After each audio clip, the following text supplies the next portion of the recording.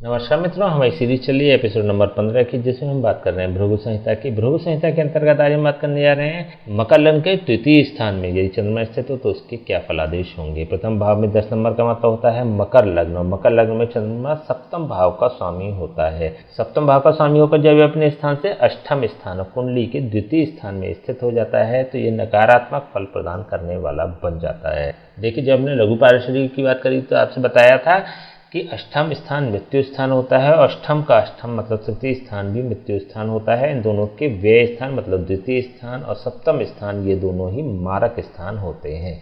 मारक स्थान का स्वामी मारक स्थान में स्थित हो रहा है, विशेष मारक बन जाता है कुंडली का। दूसरी बात, यहाँ पे केंद्राधिपत्य दोष का भी स्वामी चंद्रमा बन रहा है, तो दो नेगेटिविटी है यहाँ पर चंद्रमा के लिए। उसके बाद यह अष्टम भाव में स्थित हो रहा है, तो विशेष रूप से प्रबल मृत्यु कारक अर्थात मारक यह चंद्रमा बन जाता है। चंद्रमा की महादशा, अंतर्दशा और चंद्रमा के वर्ष व्यक्ति के लिए मृत्यु तुल्य कष्ट प्रदान करने वाले बन जाते हैं। 12 साल की अवस्था, 24 साल की अवस्था, 36 साल की अवस्था और 48 साल की अवस्था में व्यक्ति को मृत्यु तुल्य कष्ट मिलेंगे।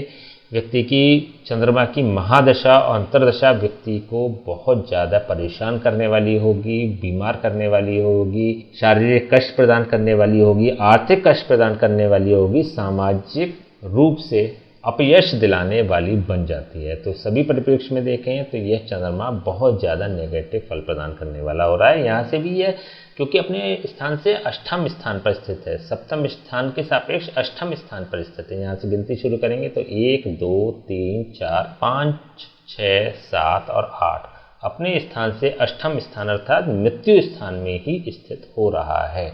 तो चंद्रमा बहुत ज़्यादा नेगेटिव फल प्रदान करेगा। चंद्रमा की यहाँ से सीधी दृष्टि अष्टम भाव पर भी है। अष्टम भाव का मतलब हो गया कि मृत्यु स्थान। मारक चंद्रमा की पूर्ण दृष्टि मृत्यु स्थान पर पड़ रही है तो व्यक्ति को अल्पायु प्रदान करने वाला यह चंद्रमा बन जाता है। 12 साल की अवस्था में विशेष रूप से व्यक्ति की ऐसी तबीयत खराब होगी या कोई ऐसा इंसिडेंट एक्सीडेंट होगा जिसमें कि व्यक्ति को मृत्यु तुल्य कष्ट मिलेंगे। व्यक्ति की आयु का क्षय भी हो सकता है। तो ऐसे में चंद्रमा नेगेटिव फल प्रदान करने वाला बन जाता है। चंद्रमा होता है चतुर्थ भाव का कारक। चतुर्थ भाव का कारक होकर जब यह अपने स्थान से एकादश स्थान पर स्थित हो जाता है तो यह चंद्रमा व्यक्ति को सांसारिक भोगों की उपलब्धता प्रदान करने वाला बन जाता है। वाहन, भूमि, भवन और माता के सुख को प्रदान करने वाला यह चंद्रमा बन जाता है, क्योंकि यहाँ से यह 11th हाउस पर है।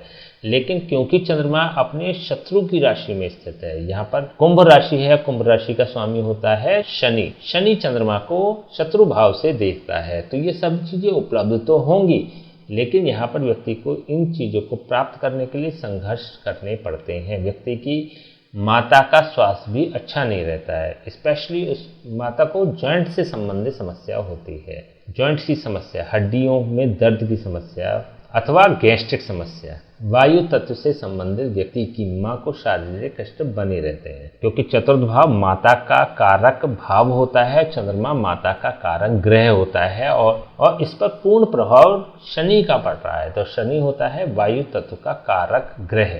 यहाँ पे वायु तत्व से संबंधित समस्याएं व्यक्ति की माता को प्रदान करने वाला यह चंद्रमा बन जाता है। क्योंकि यह मारक भाव में भी स्थित हो रहा है तो व्यक्ति की मां को स्वास्थ्य से संबंधित समस्या का होना दिखाई दे रहा है। चलिए हम इसके उपाय की बात कर लेते हैं। देखिए, बहुत कॉन्शियस होके इसके उपाय आपको करने चाहिए। देखिए, यदि इसको 11th हाउस में हम मूव करा देते हैं तो कोई भी क्रूर ग्रह 11th हाउस में अशुभ प्रभाव प्रदान नहीं करता, क्योंकि यहाँ पर चंद्रमा क्रूर ग्रह बन चुका है। केंद्राधिपत्य दोष का स्वामी है और केंद्राधिपत्य दोष का नियम यह कहता है कि कोई भी ग्रह यदि सौम्य ग्रह केंद्राधिपत्य दोष से युक्त यदि हो जाता है तो वह अपनी सौम्यता को छोड़ देता है।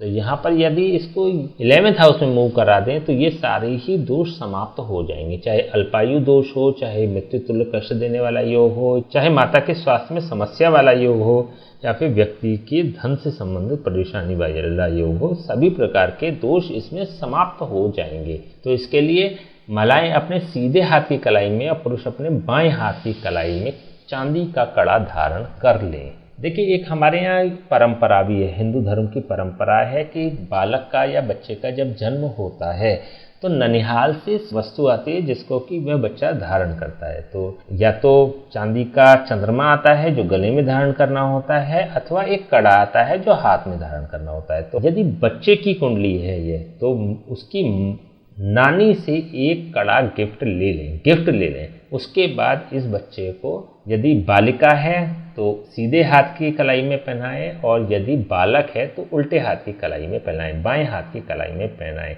जिससे कि यह 11th हाउस में मूव कर जाएगा और द्वितीय भाव से इसके प्रभाव समाप्त हो जाएंगे। यदि चंद्रमा आता है चांदी का तो अवॉइड करें, ना पहनाएं, क्योंकि देखिए यहाँ पर लग्न में भी बहुत अच्छा प्रभाव यह नहीं देगा। सेकंड हाउस से बेहतर है लग्न में इसको स्थापित कर दिया जाए, लेकिन अगर आपके पास ऑप्शन है तो आपको 11th हाउस में इसको मूव कराना चाहिए। यदि ये बड़े की कुंडली है, 24 साल की अवस्था से ऊपर की आपकी आयु है, या 12 साल की अवस्था से ऊपर की यदि आयु है, तो फिर ऐसे में स्वयं ही खरीद कर महिलाएं अपने दाएं हाथ की कलाई में, पुरुष अपने बाएं हाथ की कलाई में चांदी का कड़ा धारण कर लें, जिससे कि 11th हाउस में मूव कर जाएगा। इसके अलावा किसी ब्राह्मण से समय समय से इसके जाप और हवन भी कराते रहें, भगवान शिव का रुद्राभिषेक कराते रहें, जिससे कि ये नेगेटिव प्रभाव देना बंद कर देगा और पॉजिटिव प्रभाव देना शुरू कर देगा। पॉजिटिव प्रभाव इसके व्यक्ति को मिलने लग जाएंगे। ठीक है, तो आज हमने बात करी मकर लग्न के द्वितीय भाव में चंद्रमा स्थित हो तो उसके क्या फलादेश होंगे। नेक्स्ट वीडियो हम बात करेंगे मकर लग्न के तृतीय भाव में चंद्रमा स्थित हो तो उसके क्या फलादेश होंगे। तब तक के लिए हमें आज्ञा दीजिए। नमस्कार।